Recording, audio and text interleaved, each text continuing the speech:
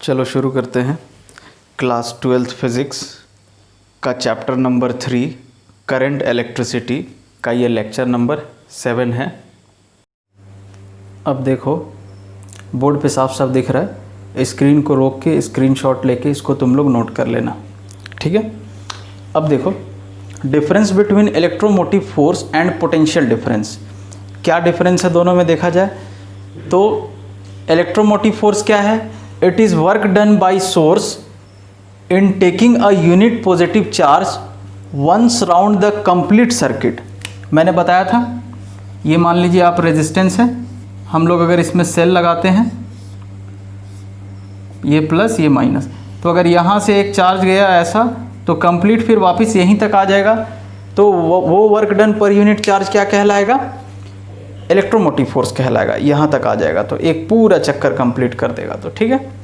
और ये क्या है, it is the amount of work done in taking a unit charge from one point of a circuit to another.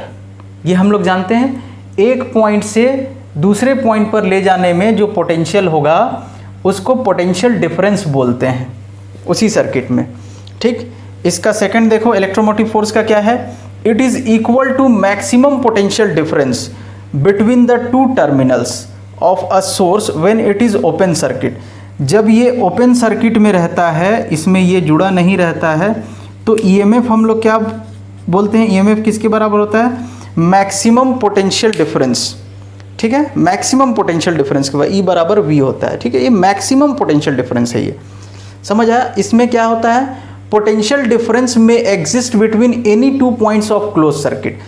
Potential difference किसी भी दो point के बीच में हो सकता है, ठीक है, ऑफ क्लोज सर्किट, लेकिन ये हमेशा किस में होगा, पोटेंशियल डिफरेंस क्लोज सर्किट में होगा। और ये इलेक्ट्रोमोटिव फोर्स ओपन सर्किट में भी हो सकता है, ठीक है। जैसे हम लोग कुछ भी अपना बैटरी सेल लिए थे, ये सेल है हमारा, तो इसमें ईएमएफ है, ठीक है। इसमें पोटेंशियल की बात कब करेंगे, जब सर्किट क्लोज रहेगा। यहाँ से जाके एक रजिस्टर कुछ बल्ब जोड़ दो, यहाँ से जोड़ दो, सर्किट कंप्लीट हो गया। अब इसमें हम लोग बात करेंगे किसका, पोटेंशियल डिफरेंस का। तो इसीलिए लिखा है पोटेंशियल डिफरेंस में exist between any two points of close circuit. Close circuit ना, ये क्या लिखा था, it is equal to maximum potential difference between the two terminals of source when it is open. ये मैक्सिमम पोटेंशियल डिफरेंस होगा कब, between two terminals, maximum potential difference between two terminals when circuit is open. Third, it exist even when circuit is not close. ये देखो EMF जो है, circuit close रहेगा तो भी रहेगा, और सर्किट क्लोज नहीं रहेगा तो भी रहेगा, तो भी एग्जिस्ट करेगा ईएमएफ। लेकिन it exist, potential difference exist only when circuit is close. Potential difference कब निकलेगा, जब सर्किट हमारा प्लस माइनस, जब सर्किट हमारा क्लोज रहेगा तभी पोटेंशियल डिफरेंस निकलेगा, ठीक है। Fourth, it has non electrostatic origin. EMF का देखे थे हम लोग, नॉन इलेक्ट्रोस्टैटिक ओरिजिन है इसका। एक एफएन हम लोग लगाते थे, नॉन इलेक्ट्रोस्टैटिक फोर्स, इसीलिए हम लोग क्या बोले कि it has non electrostatic origin. Fourth, it originates from, अब इसका पोटेंशियल डिफरेंस का, it originates from the electrostatic field. ये कहाँ से ओरिजिनेट होता है, इलेक्ट्रोस्टैटिक फील्ड से ही होता है, due two charges accumulated on the two terminals of source. इस पे चार्ज जमा प्लस, इस पे चार्ज जमा माइनस, तो इसके कारण होता है, चार्ज के जमने के कारण होता है। मतलब इसका रीजन क्या है, इलेक्ट्रोस्टैटिक ओरिजिन है इसका। इसका ओरिजिन क्या है, पोटेंशियल डिफरेंस का ओरिजिन क्या है, इलेक्ट्रोस्टैटिक। ईएमएफ का ओरिजिन क्या है, नॉन इलेक्ट्रोस्टैटिक, ठीक है। Fifth, it is cause. Electromotive force क्या है, कॉज है ये, और ये क्या है, पोटेंशियल डिफरेंस इफेक्ट है। ईएमएफ का इफेक्ट है पोटेंशियल डिफरेंस। जब हम लोग ईएमएफ लगाते हैं, कहीं हम लोग ईएमएफ लगाएं और सर्किट कंप्लीट करते हैं, तब पोटेंशियल डिफरेंस आता है। तो पोटेंशियल डिफरेंस का कॉज क्या है, ईएमएफ। अगर यहाँ ईएमएफ रहेगा, बैटरी रहेगा, करंट जाएगा, तो पोटेंशियल डिफरेंस होगा, नहीं तो नहीं होगा। इसीलिए हम लोग बोले कि ये क्या है, कॉज है, कॉज है। ईएमएफ क्या है, कॉज है, इट इज अ कॉज। और पोटेंशियल डिफरेंस क्या है, इफेक्ट है, इस कॉज का इफेक्ट है। Sixth, it is equal to the sum of potential differences across all the components of circuit including potential difference required to send current through the cell itself। देखो हम लोग ये लाए थे E is equals to V plus V dash या E is equals to V plus I R. अब ये देखो ये कहाँ था, V कहाँ था, तो एक्सटर्नल रेजिस्टेंस में पोटेंशियल ड्रॉप था और आई आर कहाँ पोटेंशियल ड्रॉप था, तो सेल के अंदर। तो वही लिखा है it is equal to the, मतलब ये इलेक्ट्रोमोटिव फोर्स यहाँ पे जो पोटेंशियल है ये किसके इक्वल है, potential differences across all components, जितने कंपोनेंट्स है सब के अक्रॉस पोटेंशियल डिफरेंस का सम। उसके आगे क्या लिखा है, including potential difference required to send current through the cell itself. इस सेल में भी करंट यहाँ से यहाँ जाएगा तो उसके लिए भी जो पोटेंशियल ड्रॉप होगा उसको भी ऐड करेंगे। तो हम लोग ये एक्सटर्नल रेजिस्टेंस का पोटेंशियल ड्रॉप ये एक कंपोनेंट है और दूसरा ये सेल के अंदर का पोटेंशियल ड्रॉप, इसका रेजिस्टेंस स्मॉल आर है तो इसके अंदर का पोटेंशियल ड्रॉप, तो दोनों का सम होता है। यहाँ मैंने लिख दिया, ये क्यों लिखा है मैंने। अब ये every circuit component has its own potential difference across its ends, ठीक है। हर सर्किट कंपोनेंट का अपना खुद पोटेंशियल डिफरेंस होता है जब उसमें करंट जा रहा होता है, तो ठीक है। Seventh, it is larger than the potential difference across any circuit element. ये जो ईएमएफ है ये लार्जर होगा पोटेंशियल डिफरेंस से अक्रॉस एनी सर्किट एलिमेंट, कोई भी सर्किट एलिमेंट में जो पोटेंशियल डिफरेंस हो उससे बड़ा ही होगा। हम लोग देख चुके हैं E is greater than V, मतलब ईएमएफ कभी भी पोटेंशियल डिफरेंस से बड़ा होगा, ठीक। इसमें क्या है, it is always less than EMF, potential difference हमेशा ईएमएफ से कम होता है। ये इसी बात को मैंने यहाँ लिखा है उलट के। 8वां पॉइंट इसमें लिख सकते हो कि ये जो ईएमएफ है वो एक्सटर्नल रेजिस्टेंस पे डिपेंड नहीं करता है। EMF does not depends on external resistance, ये लिख सकते हो तुम लोग, EMF does not depends on external resistance in circuit. इसको क्या बोलेंगे, पोटेंशियल डिफरेंस डिपेंड करेगा, एक्सटर्नल रेजिस्टेंस कितना है उस पर डिपेंड करेगा, ठीक है। ये पॉइंट हो गया है, आगे देखते हैं। अब देखो terminal potential difference when current is being drawn from the cell, तो ये हम लोग देख चुके हैं, ये हम लोग देख चुके हैं क्या होता है टर्मिनल पोटेंशियल डिफरेंस, B बराबर E माइनस आई आर। ये कब है, जब हम उससे करंट ले रहे हैं, हम उस सेल को यूज कर रहे हैं, मतलब यूज कर रहे हैं मतलब वो डिस्चार्ज हो रहा है, डिस्चार्जिंग वाला केस, डिस्चार्जिंग वाले केस में ये होगा। और हम लोग पढ़े थे always V is less than EMF, always V is less than EMF। ये ऑलवेज कब, जब डिस्चार्जिंग हो रहा है, जब डिस्चार्जिंग हो रहा है। अच्छा, अब टर्मिनल पोटेंशियल डिफरेंस क्या होगा, जब सेल चार्ज हो रहा है, तो इसमें बस एक छोटा सा चेंज करोगे, ये माइनस आई आर को प्लस आई आर कर दोगे। अब इसमें देखो डिस्चार्जिंग वाले केस में अब ध्यान से देखो क्या दिख रहा है, तो V is greater than EMF, ठीक है। तो ऑलवेज लेस देन होगा टर्मिनल पोटेंशियल डिफरेंस कब, जब डिस्चार्जिंग होगा, बैटरी को हम लोग यूज कर रहे हैं तब।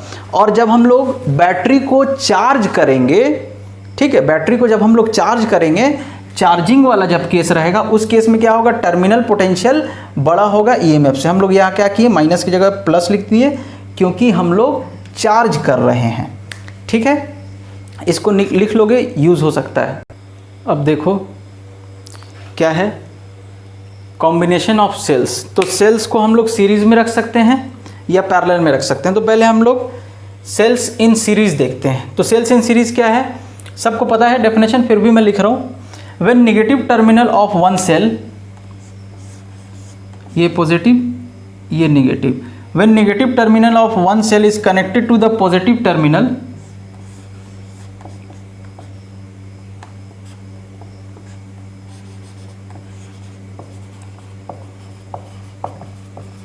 when negative terminal of one cell is connected to the positive terminal of other cell and so on, मतलब ऐसे ही सब जुड़ता जाए, प्लस माइनस जुड़ता जाए। The cells are said to be connected in series। तो सेल्स को हम लोग क्या बोलेंगे कि वो सीरीज में कनेक्टेड है, ठीक है। अब यहाँ देख लो, अच्छा एक चीज़ यहाँ याद रखना, पोटेंशियल का हम लोग क्या फॉर्मूला यूज़ करेंगे, EMF minus I small R. Small R पता है क्या है, इंटरनल रेजिस्टेंस, ठीक है, इसी को हम लोग यूज़ करेंगे। अब देखो यहाँ हम लोगों ने क्या किया, यहाँ पे हम लोगों ने 2 सेल लिया है। देखो मैंने बोला था सेल का हम लोग कैसे बनाते हैं, ये प्लस ये माइनस, रेजिस्टेंस इसके अंदर में होता है लेकिन हम लोग दिखाते कहाँ हैं, बाहर में, ऐसा टाइप से। ये ए और ये बी है मान लीजिए, इंटरनल रेजिस्टेंस आर और इसका ई, ईएमएफ ई। ठीक है, करंट कैसा आता है, प्लस से, और ऐसा घूम के इधर वापस आ जाता है। समझ आया? तो हम लोगों ने एक सेल मैं बना देता हूँ, ये एक सेल है, तुम लोग भी बना लोगे ऐसे ही, और ये दूसरा सेल है, सेल 1 सेल 2। अब हम लोग इन दोनों को मिला के इक्विवेलेंट हम लोग क्या मान लिए हैं कि ये दोनों सेल मिलके कोई, ये दोनों ईएमएफ मिलके कोई एक सिंगल ईएमएफ बन गया, और ये दोनों रेजिस्टेंस मिलके कोई एक सिंगल रेजिस्टेंस बन गया। अब वो जैसे भी सीरीज पैरेलल जैसे भी रहे वो हम लोग मान लिए। अब हम लोग क्या निकाल रहे हैं, the potential difference across the terminals of 2 cells. दोनों सेल का अलग अलग हम लोग पोटेंशियल निकाल रहे हैं। तो एक का क्या है, VAB, थोड़ा सा इधर लिख रहे हैं VAB किसके लिए, A से B के लिए, सेल 1 के लिए। फिर VBC किसके लिए, सेल 2 B और C के बीच में। तो VAB क्या होगा, VA माइनस VB। अब देखो ये वाला फॉर्मूला अगर तुम लोग यहाँ लगाओगे तो इस सेल 1 के लिए क्या लिखोगे, पहले हमको E लिखना है EMF, तो यहाँ EMF कितना है सेल 1 के लिए, E1। देखो करंट तो सब में सेम जा रहा है, माइनस करंट I और internal resistance R1। VBC VB minus VC। ठीक है, तो अब ये क्या हो जाएगा, इस सेल के लिए EMF E2, करंट तो सेम है I, इंटरनल रेजिस्टेंस बदल गया R2। समझ गए, ये क्या है, the potential difference across the terminals of 2 cells. दोनों सेल का अलग अलग हम लोग पोटेंशियल डिफरेंस देख लिए। अब हम लोग क्या देख रहे हैं, potential difference between the terminals of A and C of series combination. Series combination में अब हम लोग देखते हैं, ये सीरीज कॉम्बिनेशन जो बना है इसमें अब हम लोग, यही है ना सीरीज कॉम्बिनेशन, ये इसमें अब हम लोग देखते हैं। तो इसमें हम लोग किसके किसके बीच में देख रहे हैं, A एंड C के, तो इसको क्या लिखेंगे, VAC, और ये क्या होगा, VA माइनस VC। अब हम लोग क्या करेंगे, एडिंग एंड सब्ट्रैक्टिंग VB। तो अब आप यहाँ क्या कीजिए, VA माइनस VB किए, फिर अब VB तो हमारे पास था नहीं तो बैलेंस करने के लिए प्लस VB कर दिए। ठीक है, क्या किया मैंने यहाँ पे, माइनस VB किया प्लस VB किया, -5 + 5 हिसाब बराबर। ठीक है, अब ऐसा हम लोग इसलिए किए क्योंकि हम लोग को VA माइनस VB का वैल्यू पता है, E1 minus I R1, E2 minus I R2। Series में समझ रहे हो ना, करंट सेम है। अब ये देखो E1 और E2 मिलके क्या हो जाएगा, E1 प्लस E2, एक साथ लिख दो EMF को, माइनस I कॉमन ले लो, माइनस I इंटू, ये दोनों में से माइनस I कॉमन ले लो तो R1 प्लस R2, ये VAC है। ठीक है, ये क्या है, VAC है। इसको हम लोग मान लेते हैं इक्वेशन 1। ठीक है, इसको मिटा रहा हूँ। अब देखो जैसा कि मैंने लिख के रखा है, क्या है, if we replace the series combination by a single cell, एक सिंगल सेल से अगर हम इसको सीरीज कॉम्बिनेशन को रिप्लेस कर दें ऑफ EMF EQ, मतलब E इक्विवेलेंट EMF हो गया, एंड इंटरनल रेजिस्टेंस क्या मान लिए, REQ, मतलब ये सेल जो भी हम लोग कनेक्ट किए हैं सीरीज में, तो ये कॉम्बिनेशन हमको क्या दे रहा है, काम करेगा कॉम्बिनेशन, जो भी हम यूज़ करें, बल्ब जलाएं, जो भी करें वो काम करेगा, रिमोट यूज़ कर रहे हैं जो भी है। तो हम लोग मान लिए हैं कि ये दोनों मिलके एक सिंगल सेल है जिसका EMF क्या है, E इक्विवेलेंट, और रेजिस्टेंस क्या है, R इक्विवेलेंट। तो ये किसके किसके बीच में है, A और C के बीच में। तो VAC बराबर क्या होगा, V बराबर हम लोग क्या लिखते हैं, EMF माइनस IR। तो EMF अब हम लोग क्या मान लिए हैं, E इक्विवेलेंट, वो लिखो, माइनस I तो I ही रहेगा, I चेंज नहीं होगा। ठीक है, और R इक्विवेलेंट, इसको लिख लो इक्वेशन 2।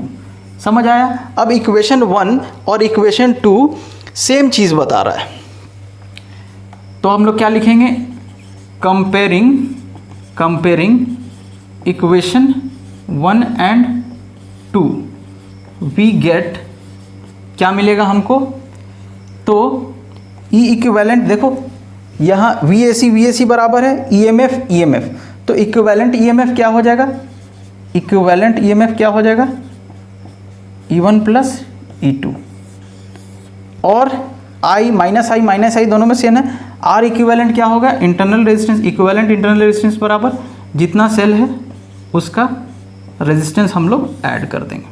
तो ये दो फॉर्मूला हम लोग को मिल गया, ठीक है। अब इसमें अगर मान लो कि क्वेश्चन, एक चीज़ यहाँ पे क्लियर हो गई है ना, कि जब हम लोग सेल्स को सीरीज में जोड़ के रखेंगे, जब हम लोग सेल्स को सीरीज में जोड़ के रखेंगे तो उसका इक्विवेलेंट ईएमएफ क्या होगा, सारे सेल का इंडिविजुअल ईएमएफ ऐड हो जाएगा, जितना भी रहे E1 E2 E3 E4 सब ऐड हो जाएगा।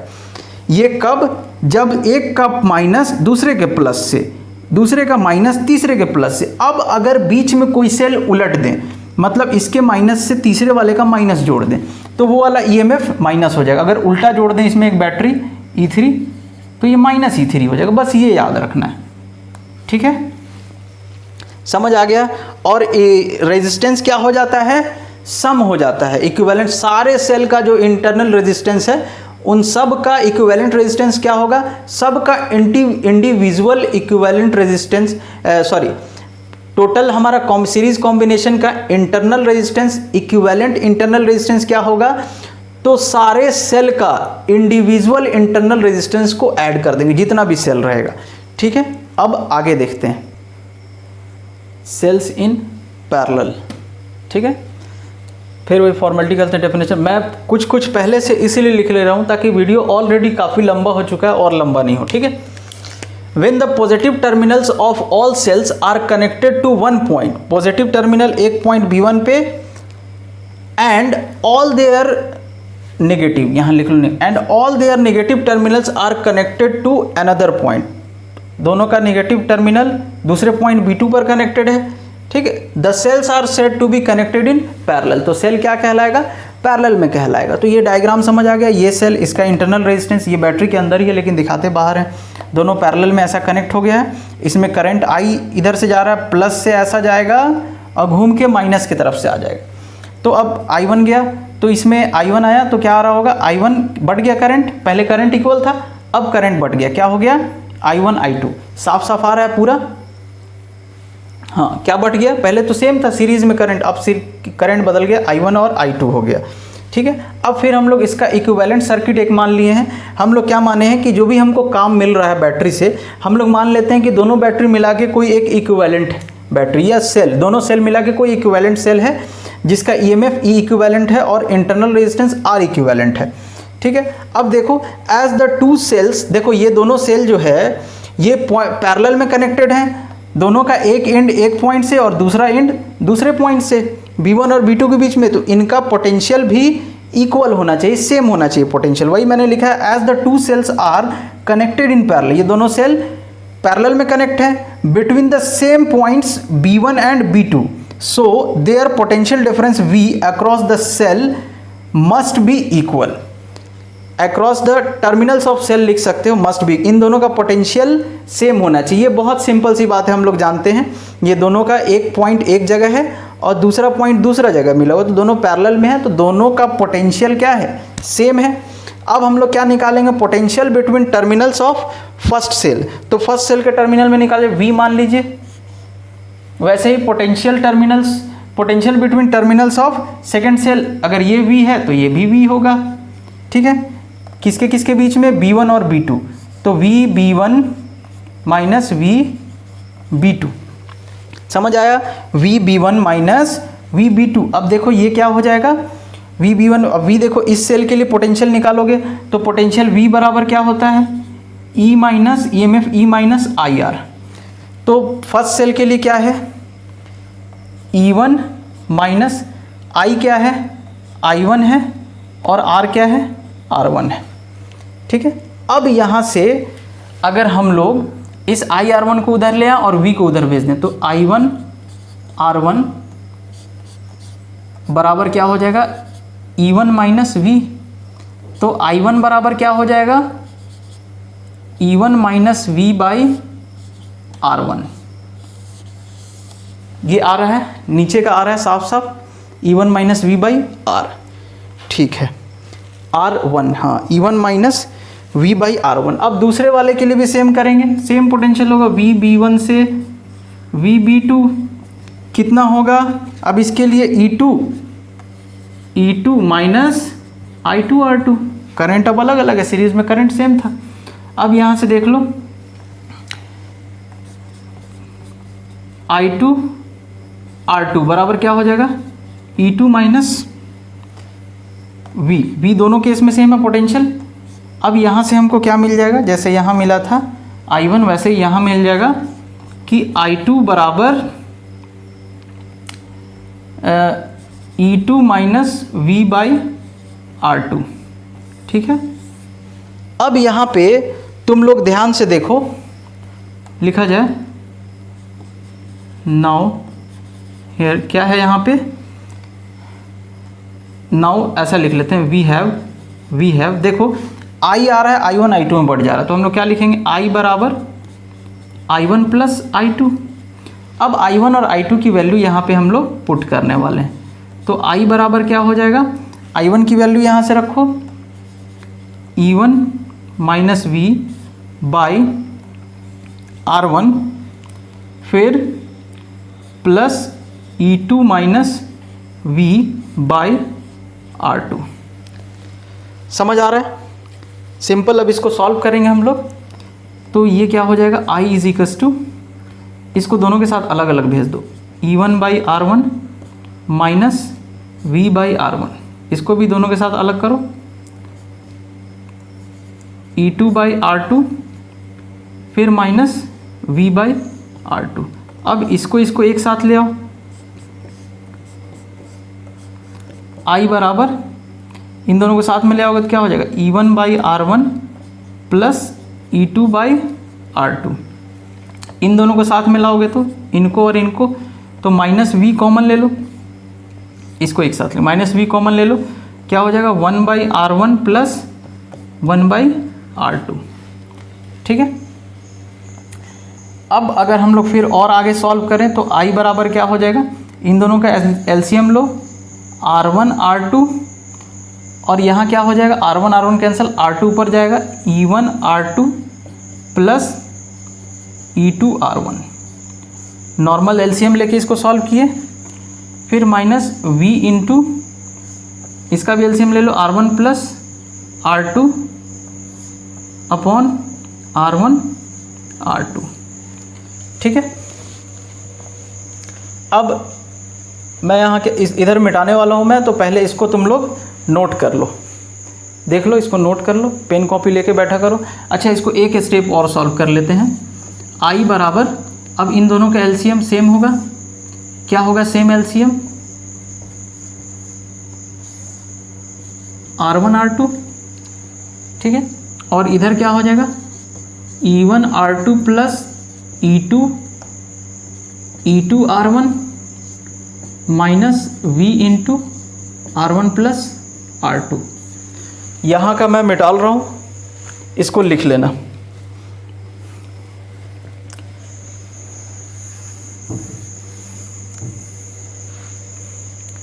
अब R1 R2 को आप इधर भेज दीजिए, क्या हो जाएगा, I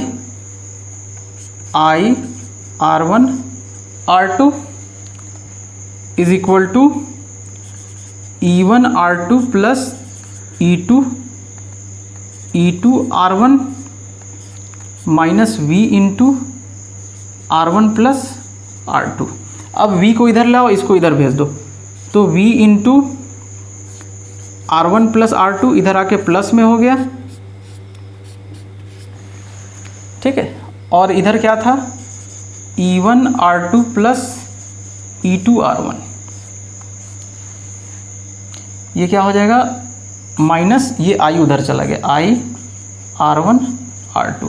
अब ये R1 प्लस R2 को दोनों के नीचे भेज देते हैं, तो ये क्या हो जाएगा, V बराबर, जैसे पहले हम लोग V निकाले थे तो अभी भी V निकाल रहे हैं, V बराबर क्या हो जाएगा, E1 R2 plus E2 R1 upon R1 plus R2,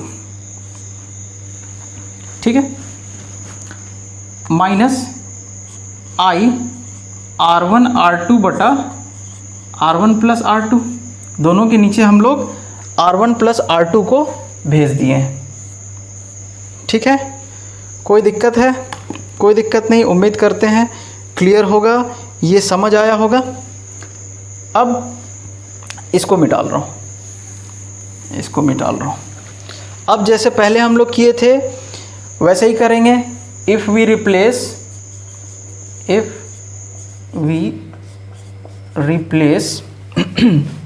the parallel combination, इसको मान लो इक्वेशन 1, सेम पहले जैसा करेंगे। कॉम्बिनेशन किससे? By a single cell, by a single cell of EMF epsilon equivalent, sorry E equivalent and internal resistance R equivalent. ठीक, तब अब क्या हो जाएगा? अब हम अगर ये सिंगल सेल इनको मान लें, ठीक है, ये जो पोटेंशियल की हम लोग बात किए, ये A और C के बीच का ही पोटेंशियल है, तो VAC लिखें या V लिखें, बात वही है। तो अब जैसे पहले किए थे सेम वैसे किए, अगर हम लोग इस पूरे कॉम्बिनेशन को एक सिंगल सेल से रिप्लेस कर दें तो क्या हो जाएगा? V बराबर क्या होता है? EMF, तो EMF क्या है? E इक्विवेलेंट माइनस I और into internal resistance R equivalent, इसको मान लो 2। अब क्या करेंगे? Comparing equation 1 and 2 we get, क्या मिलेगा हमको? V same. अब यहाँ देखिए E इक्विवेलेंट है, अगर यहाँ तो यहाँ पे क्या है? ये है, तो EMF की जगह पे ये है, तो E इक्विवेलेंट बराबर हम लोग क्या लिखेंगे? E इक्विवेलेंट बराबर ये वाला E1 R2 plus E2 R1 upon R1 plus R2। ये पैरेलल कॉम्बिनेशन में हमको इक्विवेलेंट EMF मिल गया। अब रेजिस्टेंस को कंपेयर कर दिया, देखो I माइनस आई सेम, तो इक्विवेलेंट इंटरनल रेजिस्टेंस बराबर क्या हो जाएगा? R1 R2 बटा R1 प्लस R2। ये दो चीज़ हम लोग को मिल गया। ठीक है, लिख लो, इसको लिख लो, फोकस है बोर्ड पे, हाँ लिख लो, मैं इधर वाला में डाल रहा हूँ।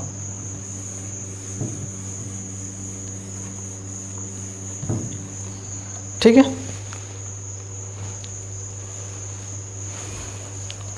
अब देखो हम लोग R इक्विवेलेंट को और कैसे लिख सकते हैं?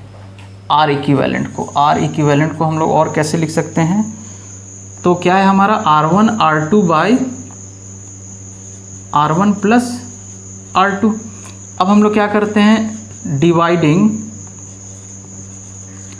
Numerator and denominator by R1 into R2। ऊपर नीचे अगर R1 इंटू R2 से डिवाइड कर दें तो R इक्विवेलेंट बराबर क्या हो जाएगा? R1 R2 बटा R1 R2 upon R1 by R1 R2 plus R2 by R1 R2। ये ख़त्म, यहाँ बचा 1, R1 ख़त्म, R2 ख़त्म, तो R इक्विवेलेंट बराबर क्या हो गया? 1 बाई, यहाँ देखो 1 by R2 plus 1 by R1।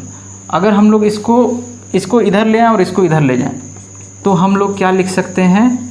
R equivalent 1 upon R equivalent बराबर 1 by R1 plus 1 by R2। ये तो अंडरस्टूड था, समझ गए? यहीं देख के ही समझ आया था कि अगर हमारे सेल्स पैरेलल में जुड़े हुए हैं तो उनके इंटरनल रेजिस्टेंस का भी सम कैसा होगा? वैसा ही होगा जैसे हम लोग पैरेलल रेजिस्टेंस का सम करते थे। ठीक है, ये हो गया। अच्छा, इस रिज़ल्ट से इसको मिटा रहा हूँ।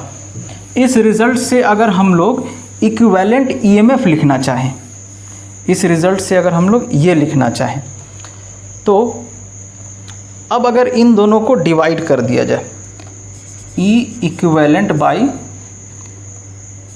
R इक्विवेलेंट, इन दोनों को डिवाइड कर रहे हैं, तो ये क्या हो जाएगा, E1 R2 plus E2 R1 upon R1 plus R2,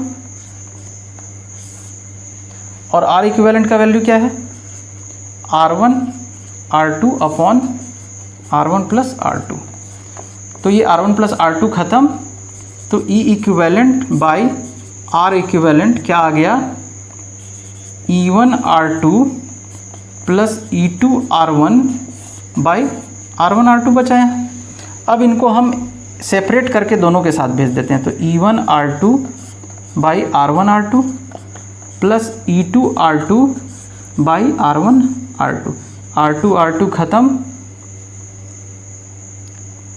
कुछ गलत हो गया, E1 R2 E2 R1, तो R1 R1 ख़त्म, यहाँ R2 R2 ख़त्म, ये क्या बच गया, E1 by R1 plus E2 by R2, ये E equivalent by R equivalent. इस फॉर्म में भी हम लोग लिख सकते हैं, जितना सेल रहेगा वैसे जुड़ता जाएगा। और ये रेजिस्टेंस का तो क्लियर है, समझ में ही था, सारा रेजिस्टेंस पैरेलल में है तो पैरेलल में जुड़ेगा, वो हम लोग ला के भी दिखा दिए, प्रूव करके दिखा। अब आगे देखते हैं क्या condition for maximum current from a series combination of n cells. मान लीजिए कुछ नंबर ऑफ सेल को हम लोग सीरीज में जोड़े हैं, अब इससे हम लोग को मैक्सिमम करंट चाहिए, ठीक है, कुछ भी हो सकता है, 10 सेल 5 सेल, कुछ भी 5 10 5 जितना भी n सेल है वो हम लोग सीरीज़ में जोड़ दिए हैं, एक का माइनस दूसरे का प्लस के साथ, दूसरे का माइनस तीसरे का प्लस के, ऐसे कर करके n सेल्स हम लोग जोड़े। अब सीरीज़ में तो हम जोड़ लिए भाई बिना सोचे समझे। अब हम जोड़ने के बाद हम ये सोच रहे हैं कि अब हम इसमें मैक्सिमम करंट कैसे निकालेंगे, तो वो देखते हैं। ये चीज़ क्लियर है सबको। अब इसमें करंट चाहिए तो कनेक्शन करना पड़ेगा, क्लोज सर्किट करना पड़ेगा। सर्किट हम लोग क्लोज किए और इसमें एक एक्सटर्नल रेजिस्टेंस कैपिटल R लगा दिए, प्लस से ऐसा करंट आई जाएगा, ऐसा माइनस की तरफ आ जाएगा।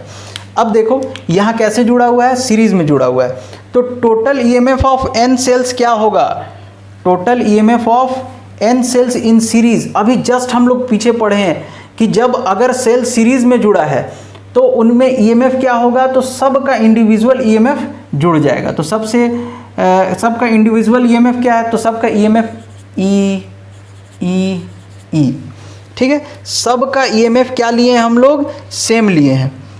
तो हम लोग क्या लिख सकते हैं, sum of EMF of all cells क्या होगा, ई प्लस डॉट डॉट कितना n टाइम्स, ई कितने टाइम्स जुड़ रहा है, सब सेल n टाइम्स, तो क्या हो जाएगा n ई, ठीक है। अब total resistance of n cells in series, अब जब सीरीज में रहता है सेल तो उनका इंटरनल रेजिस्टेंस भी डायरेक्ट ऐड होते जाता है, individual internal resistance, sum of all internal resistance, या हम लोग इसको क्या लिख सकते हैं, R plus dot dot n times, ये कितना हो जाएगा n कैपिटल R, ठीक है ना, sorry n small r, capital R तो एक्सटर्नल रेजिस्टेंस है, ठीक है।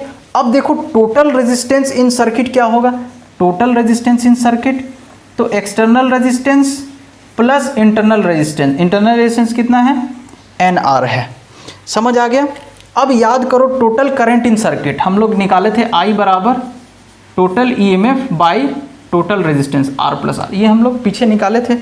तो टोटल करंट बराबर क्या होगा, total EMF by total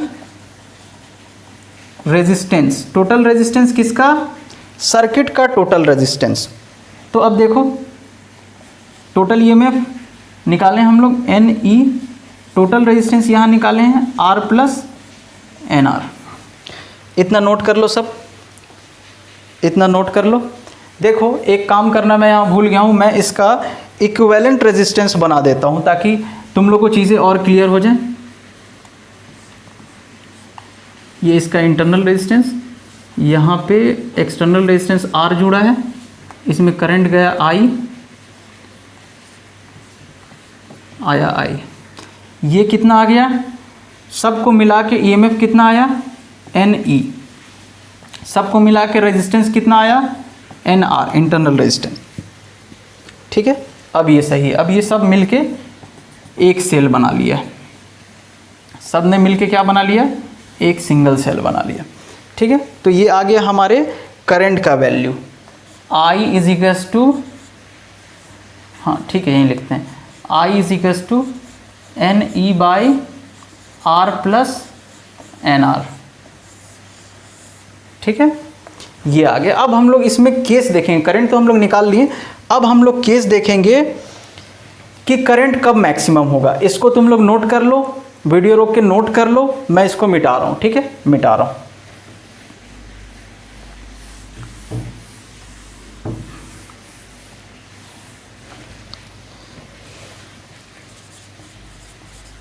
special cases.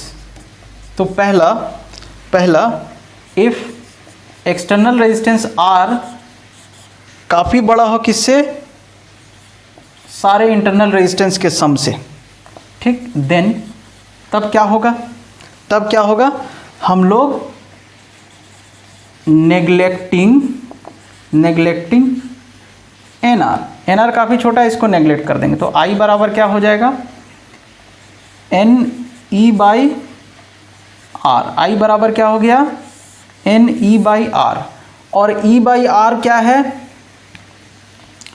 Where, यहाँ लिखता हूँ, वेयर E बाई R बराबर करंट ऑफ सिंगल सेल। ठीक है, ये क्या है, करंट ऑफ सिंगल सेल। ठीक है, तो ये हमारा जो टोटल करंट है ये क्या आ गया, N times current of single cell, current of single cell, single EMF by. एक मिनट, यहाँ कुछ मैंने गलत नहीं, ठीक है, गलत नहीं है, सही है, हो गया।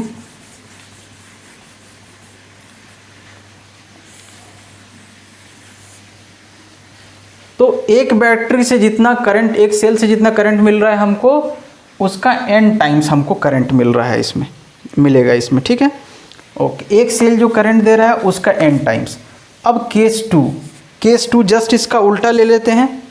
इफ R जो है वो काफ़ी छोटा हो NR से, R काफ़ी छोटा हो NR से, देन हम लोग क्या करेंगे, नेग्लेक्टिंग R, मतलब समझ रहे हो ना, बैटरी का इंटरनल रेजिस्टेंस काफ़ी ज़्यादा है एक्सटर्नल रेजिस्टेंस से। तब अब देखो उस केस में हमारा क्या हो जाएगा, नेग्लेक्ट कर देंगे हम लोग R को, तो I इज इक्वल्स टू क्या हो जाएगा, अच्छा एक मिनट, N टाइम्स इसको लिख लेते हैं, करंट ऑफ सिंगल सेल नहीं लिखते हैं, N times current drawn by single cell. E by R का मतलब ये है ना, हम लोग रेजिस्टेंस में जो रेजिस्टेंस हम यूज़ कर रहे हैं तब करंट, ठीक है ना, मतलब जो करंट हम उससे ले रहे हैं वो सेल का करंट नहीं है। अब ये देखो I बराबर ये क्या हो जाएगा, इसी फॉर्मूले में कौन सा फॉर्मूला था हमारा, I is equals to NE by R plus NR। इसमें R को नेग्लेक्ट कर दो तो I बराबर क्या हो जाएगा, NE by NR, N cancel करा दो, क्या बचा, E बाई R। ठीक है, अब E बाई R क्या है, current given by single cell, the current given by single cell. तुम लोग देख सकते हो किस टाइम में मैक्सिमम करंट मिल रहा है। अब इसको मैं लिख लेता हूँ, लिख लिया मैंने इसको नीचे, इसको भी नोट कर लोगे। अब देखो मैक्सिमम करंट कौन है, ये है या ये है, जाहिर सी बात है ये है मैक्सिमम करंट। ठीक है ना, यही है ना मैक्सिमम, n टाइम्स आ रहा है ये सिंगल सेल से, जो हम एक सिंगल सेल से जो हम करंट निकालेंगे उसका n टाइम्स। तो ये कंडीशन है हमारा मैक्सिमम करंट का। अब देखो मैं इसको कैसे लिख रहा हूँ, कब है, जब R बहुत ज़्यादा है, किससे, सारे इंटरनल रेजिस्टेंस के सम से। तो मैंने क्या लिखा, when external resistance is much higher than the total internal resistance, this when external resistance is much higher than the total internal resistance, the cell should be connected in series to get maximum current। कैसे जुड़ा था cell, series में जुड़ा था। तो जब हमको पता चले कि हमारा एक्सटर्नल रेजिस्टेंस काफ़ी ज़्यादा है, टोटल सेल के टोटल इंटरनल रेजिस्टेंस से काफ़ी ज़्यादा है, तो हमको मैक्सिमम करंट के लिए सेल को कैसे जोड़ना चाहिए, सीरीज में जोड़ना चाहिए। अब पैरेलल केस देखते हैं। अब condition for maximum current from a parallel combination of m cells. पिछले बार हम लोग n सेल को सीरीज़ में जोड़े थे, अब हम m सेल को पैरेलल में जोड़ दिए हैं, और अब हमको जानना है कि मैक्सिमम करंट हमको कैसे मिलेगा। तो यहाँ पे जो सेल जुड़े हुए हैं ऐसे 3 दिख रहा है आपको, ये टोटल कितना है, m सेल्स है, ठीक है, कितने m सेल्स है। यहाँ क्या लिखा है, get a single cell of larger size, get a single cell of larger size with same chemical materials. अब हम लोग सब सेम केमिकल मटेरियल का है, सबको पैरेलल में मिला के हम लोग एक सिंगल सेल ले रहे हैं लार्जर साइज का। अब देखो, therefore total EMF of parallel combination, total EMF क्या होगा, टोटल ईएमएफ क्या होगा। अब देखो सब क्या है, पैरेलल में जुड़ा है, तो टोटल ईएमएफ क्या होगा, EMF of a single cell, ठीक है। टोटल ईएमएफ क्या होगा, EMF of a single cell, क्योंकि सब सेम पोटेंशियल के बीच में है, तो टोटल ईएमएफ क्या होगा, EMF of a single cell, EMF potential same है, समझ आ रहा है, सेम होगा सबका। Total EMF of parallel combination EMF of a single cell के बराबर, क्योंकि सबका पोटेंशियल, ईएमएफ पोटेंशियल सबका बराबर, क्योंकि सेम पॉइंट से जुड़ा है। अब ऑल द एम इंटरनल, अब कितने इंटरनल रेजिस्टेंस हैं, 1 2 3 करते करते एम है, all the M internal resistances are connected in parallel.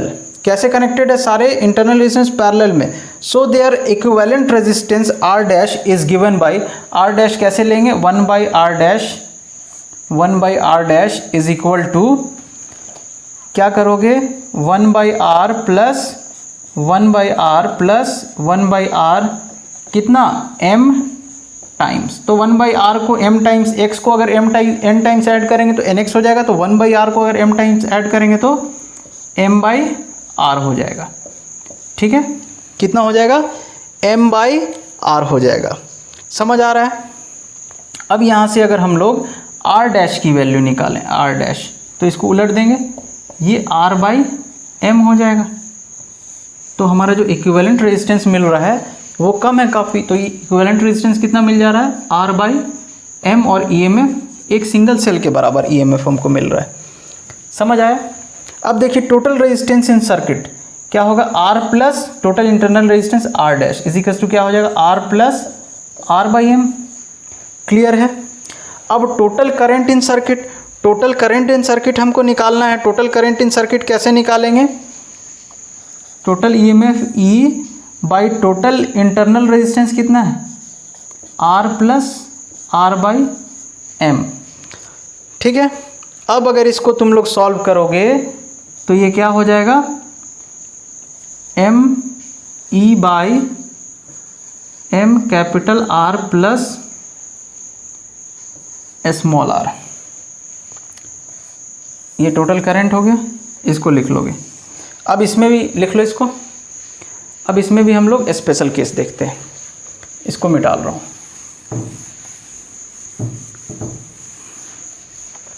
आई बराबर क्या हो गया, EMF by R plus R by M बराबर एम आर प्लस आर। अब इसमें भी हम लोग स्पेशल केस लेते हैं।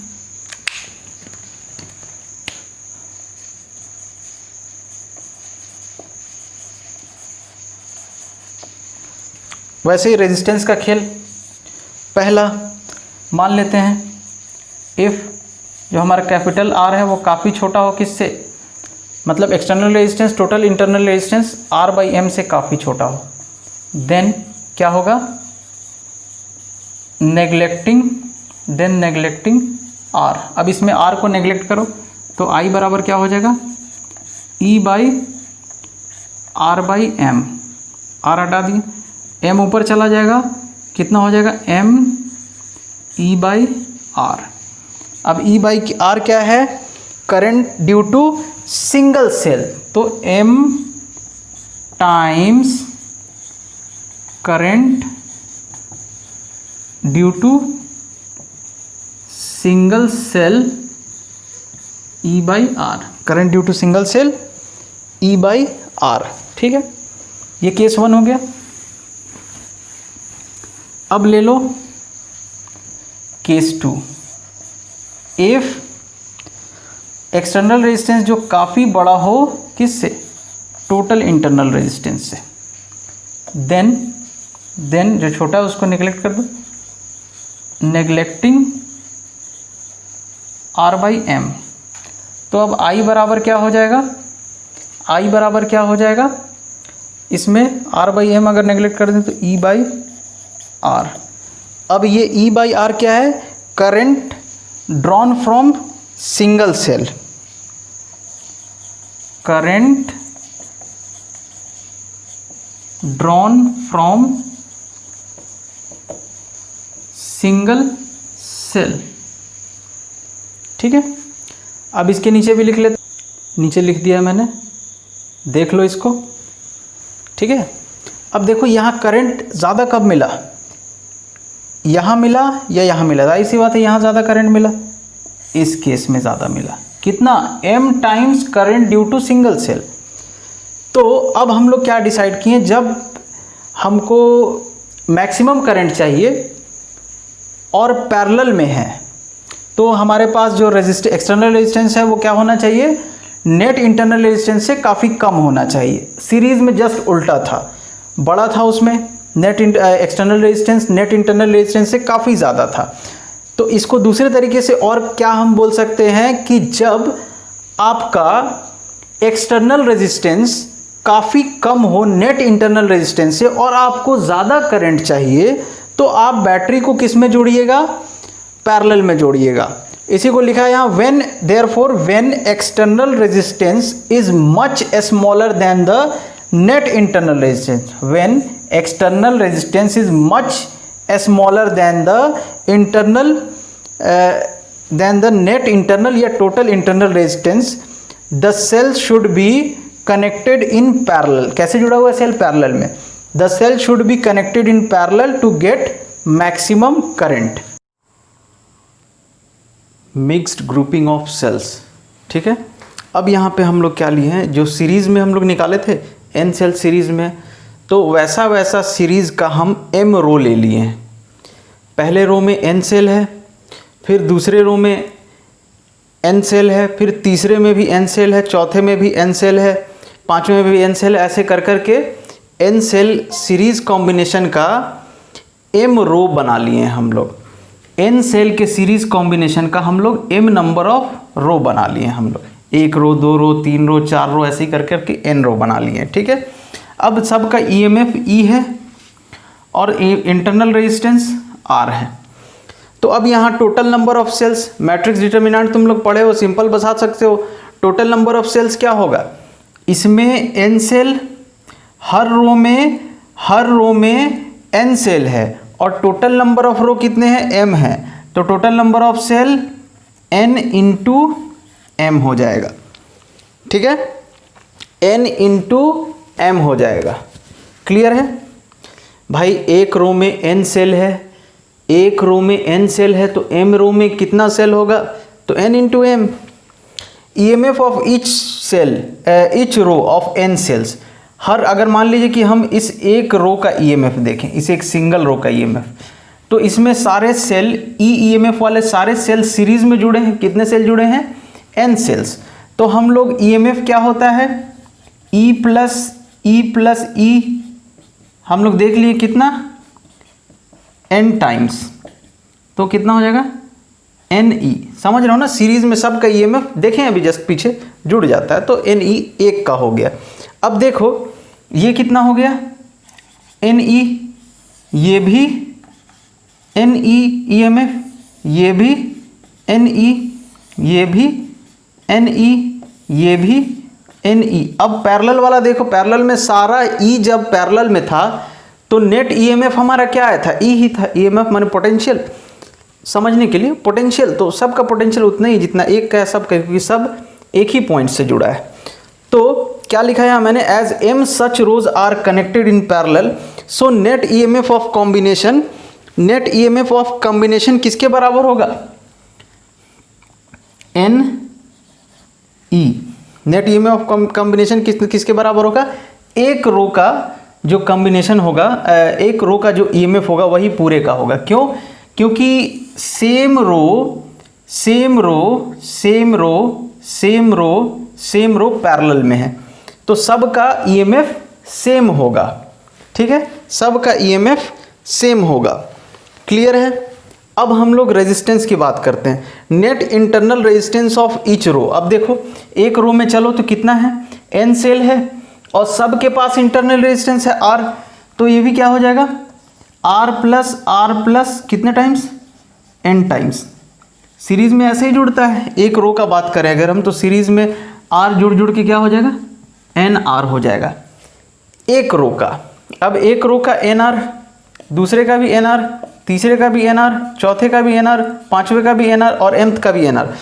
तो as M such row are connected in parallel, अब NR इंटरनल रेजिस्टेंस पैरेलल में कनेक्टेड है, तो इनका टोटल इंटरनल रेजिस्टेंस हम लोग कैसे निकालेंगे पैरेलल का, 1/, ये नीचे का आ रहा है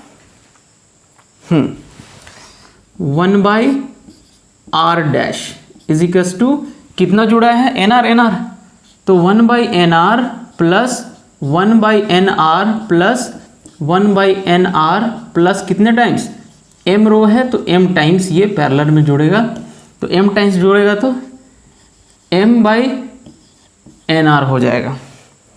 ठीक है। अब देखो इसको हम लोग एक सिंगल सेल से रिप्लेस कर सकते हैं, कर दिया जाए, एक सिंगल सेल से रिप्लेस कर दिया जाए।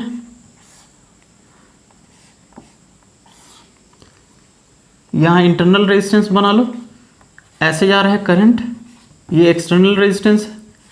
ठीक है, ये नेट EMF हमारा कितना आ गया है, NE।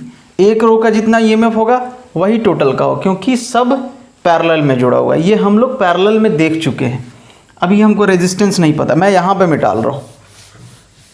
ठीक, तो 1/R डैश बराबर कितना हो गया, M/NR। ये देखो ना 1/NR 10 बार जुड़ेगा तो 10 1/NR, तो M टाइम्स जुड़ा तो M 1/NR, तो M/NR हो गया। ठीक है, अब ये क्या हो जाएगा, R डैश बराबर क्या आ गया, NR/M। ये टोटल रेजिस्टेंस आ गया, किसका टोटल रेजिस्टेंस आ गया, सेल्स का टोटल रेजिस्टेंस, अभी सर्किट का टोटल रेजिस्टेंस नहीं आया। तो हम लोग क्या लिख देंगे, ये रेजिस्टेंस कितना आ गया, NR/M। ये हमारा सेल है। ठीक है, आ रहा है, हाँ, इसको मिटाल देता हूं। अब हम लोग क्या निकालते थे इसके बाद, total resistance of the circuit, ये निकल गया। अब टोटल रेजिस्टेंस, ये सबको नोट कर लोगे तुम लोग, ऑफ द सर्किट बराबर क्या हो जाएगा, external resistance plus total internal resistance, वो कितना है, NR/M, R प्लस NR/M। अब हम लोग को क्या निकालना है, total current, total current through circuit. तो टोटल करंट I बराबर क्या होता है, वही अभी जो पिछले दो में किए हैं, total EMF upon total resistance. Total EMF NE निकाल लिए हम लोग, total resistance R plus NR/M। इसको सॉल्व करोगे तो M यहाँ चला जाएगा, तो ये MR प्लस NR हो जाएगा, और ये M जो नीचे है इसके ये ऊपर चला जाएगा, तो एन ई आ गया। तो आई बराबर हम लोग लिख देते हैं, एक फॉर्मूला आया N E by R plus N R by M is equal to M N E by M R plus N R. हो गया। अब हम लोग को क्या सोचना है कि ये करंट मैक्सिमम कब होगा। मैं डाल रहा हूँ इसको, ये करंट मैक्सिमम कब होगा। तो हम लोग लिखते हैं, देखो इसी को लेके चलो। तो करंट मैक्सिमम कब होगा, जब डिनोमिनेटर कम हो जाए। ये डिनोमिनेटर मतलब अगर कुछ रेशियो लिखा है, मान लीजिए आई बराबर आर बाई या एक्स बाई वाई लिखा रहे, तो आई कब बड़ा होगा, आई बड़ा होगा व्हेन वाई छोटा हो। ठीक है, डिनोमिनेटर छोटा होगा तो ओवरऑल वैल्यू हमारा बड़ा होगा। ठीक है, तो क्या लिखा जाए, the current I will be maximum when denominator D R लिख रहा हूँ, डिनोमिनेटर को डी आर ब्रैकेट में क्या है M R plus N are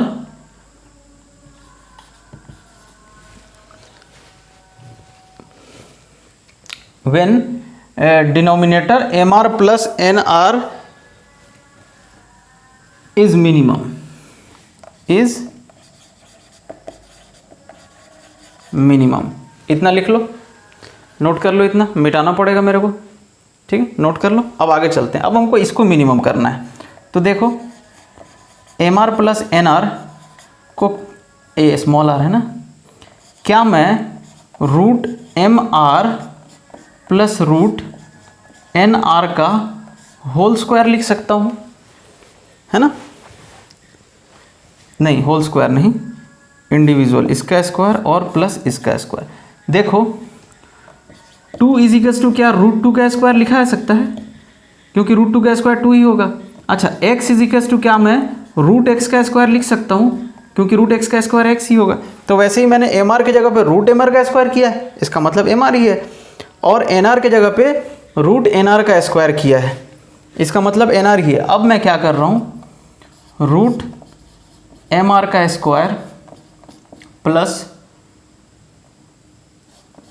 root N R का square minus 2 into under root M are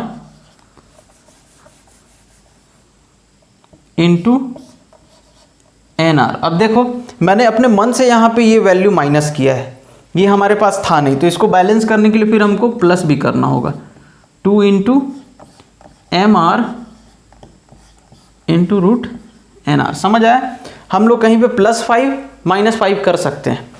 सवाल ये है कि हम लोग ऐसा क्यों किए हैं, ये होल स्क्वायर बन जा रहा है। देखो किसका होल स्क्वायर बन रहा है, root M R minus root N R का होल स्क्वायर, इतने की जगह पे लिखें, ये plus 2 root M R into root N R. ठीक है, ये इतने की जगह पे मैंने ये लिखा है। हो गया। अब इसको मैं मिटा रहा हूँ, इसको मिटा रहा हूँ, उम्मीद करता हूँ तुम लोग लिख लिए होगे। इसको मिटाल देता हूँ। ठीक है, अब देखो हमको अगर ये मिनिमम करना होगा तो उसके लिए इस वैल्यू का मिनिमम आना ज़रूरी है। बात समझ आ रही है?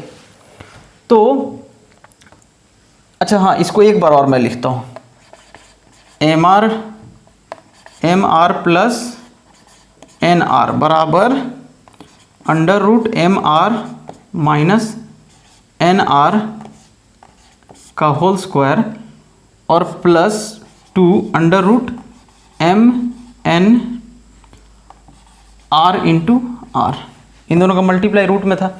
अब देखो ये निगेटिव नहीं हो सकता है क्योंकि ये स्क्वायर रूट है, और ना ये ज़ीरो हो सकता है क्योंकि मल्टीप्लाई में, तो हम इसका बात छोड़ ही देते हैं, ये कुछ नहीं, इसका कोई योगदान नहीं रहेगा। तो फिर अब ये मिनिमम कैसे होगा, तो जब ये ज़ीरो हो जाए। ये निगेटिव हो सकता है? नहीं हो सकता। क्यों? क्योंकि ये परफेक्ट स्क्वायर है। तो अब हम लोग लिखेंगे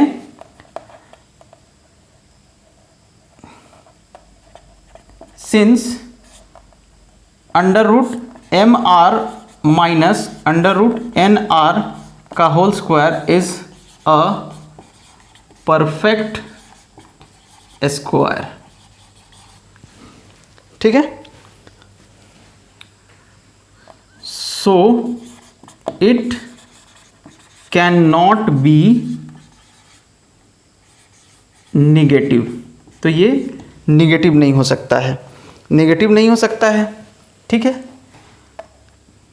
देयरफॉर तो ये वैल्यू मिनिमम कैसे होगा? Therefore M R plus N R will be minimum if, देखो पहले हम लोग ये सोचे कि ये निगेटिव हो जाए, लेकिन ये निगेटिव हो ही नहीं सकता है, जीरो हो ही नहीं सकता है, तो इसका बात हम करेंगे नहीं, जीरो नहीं हो सकता क्योंकि मल्टीप्लाई में। ठीक, यहाँ आते हैं तो हम लोग यहाँ पहले बता दें, इसको या तो निगेटिव कर देते या जीरो। तो पहले ही हम लोग बता दें चूंकि ये परफेक्ट स्क्वायर है तो ये निगेटिव हो ही नहीं सकता है, so it can not B, this is perfect square so it can not B negative. तो हम लोग लिखेंगे तो अब कैसे होगा, ये मिनिमम कैसे होगा? तो this will be minimum if ये जीरो हो जाए, root M R minus root N R का होल स्क्वायर जीरो हो जाए। निगेटिव तो नहीं हो सकता है ये, तो क्या हो सकता है? जीरो हो सकता है। मिनिमम करने के लिए क्या करना होगा? इसको जीरो करना होगा। नीचे वाला मिटा दो। ठीक है, अच्छा अब स्क्वायर रिमूव कर दो तो क्या हो जाएगा? Root M R minus root N R बराबर जीरो, या हम लोग इसको क्या लिख सकते हैं? रूट एम आर बराबर root N R small R. अच्छा, अब squaring both sides, squaring both sides, तो एम आर बराबर एन आर, तो कैपिटल आर बराबर क्या हो गया? N R by M. Capital R क्या है? एक्सटर्नल रेजिस्टेंस है, और ये क्या है? देखो ध्यान से, इंटरनल रेजिस्टेंस। ये देखो क्या है? Internal resistance of the cells. तो हम लोग इसको लिख लेते हैं, देयरफॉर एक्सटर्नल रेजिस्टेंस बराबर total internal resistance of cells. नीचे का आ रहा है, देख लो।